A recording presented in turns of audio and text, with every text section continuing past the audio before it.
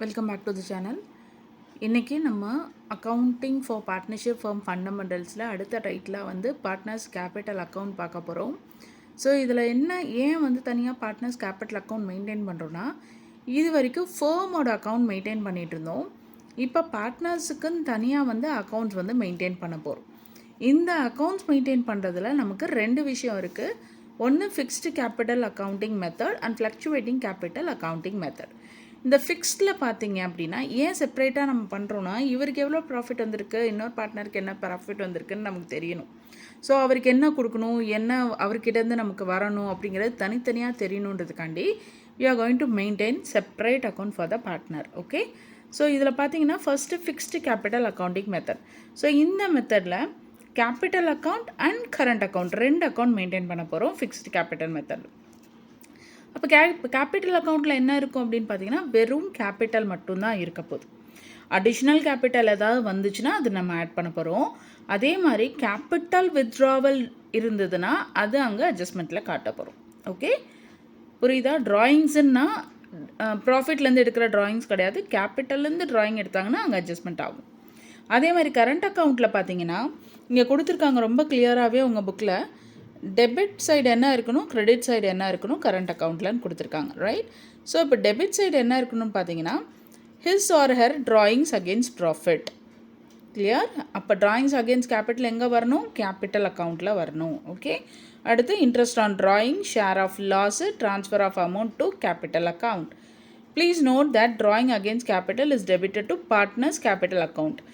ட்ராயிங்லேருந்து கேபிட்டல்லேருந்து ட்ராயிங் எடுக்கிறீங்கன்னா அது எங்கே போயிடணும், கேபிட்டல் அக்கௌண்ட்டுக்கு போயிடணும்.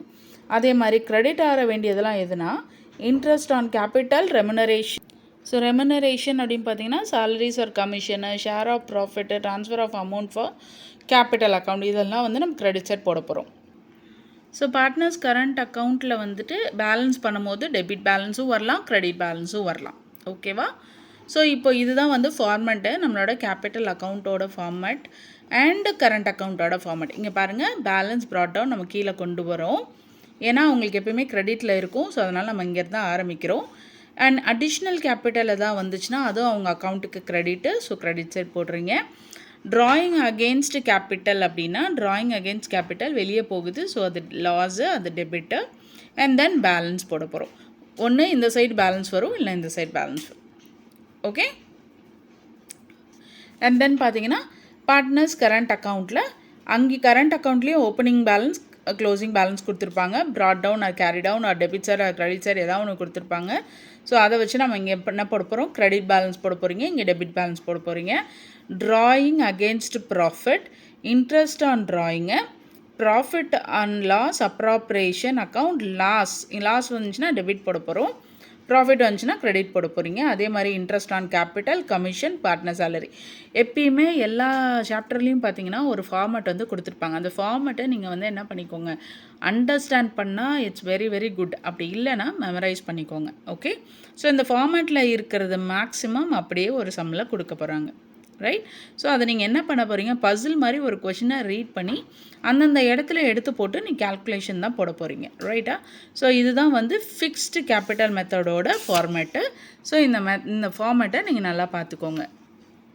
ஸோ இப்போ அடுத்த மெத்தட் பார்த்தீங்கன்னா fluctuating capital accounting method.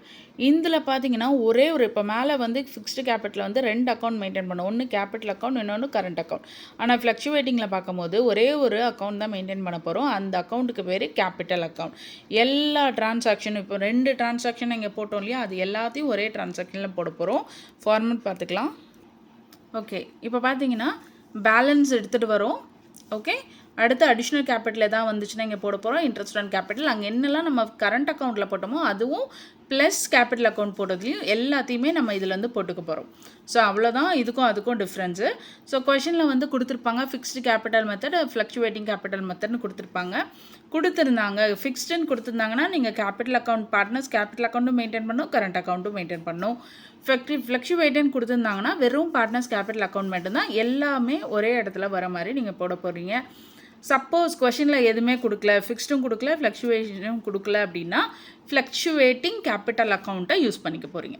Okay, so இவ்வளோ தான் பார்ட்னர்ஸ் கேபிட்டல் அக்கௌண்ட். அவ்வளோதான். நெக்ஸ்ட் வீடியோவில் அடுத்த டைட்டில்ஸ் பார்க்கலாம். தேங்க்யூ.